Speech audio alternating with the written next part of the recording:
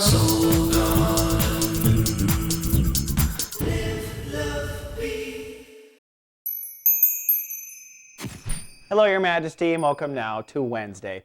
Well, I think you're partly cloudy, a bit spaced out, definitely processing a lot behind the scenes. Good news is Sun now 1 degree Scorpio. That is the beginning of you rethinking your potting soil, so to speak, in the soul garden metaphor sort of way. That means it's time to transplant yourself, Your Majesty. The pot you are planted in is not big enough for the fruit you plant.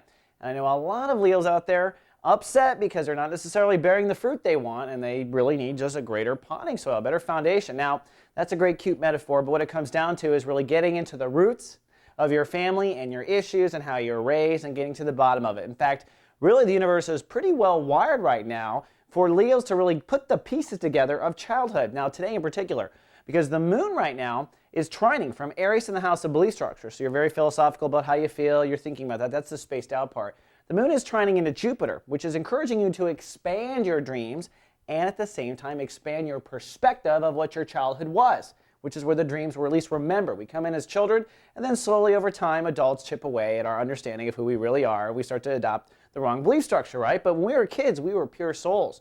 And you're getting back to that. You're expanding it from the base, getting back to that star and expanding that star outward. In fact, Jupiter's been there expanding your star since last Christmas. And you know what? It's only 2/3 complete with the job. What you think is possible, still there's another whole floor, Your Majesty. So you are expanding, and today I think you're optimistic but private and spacey about that.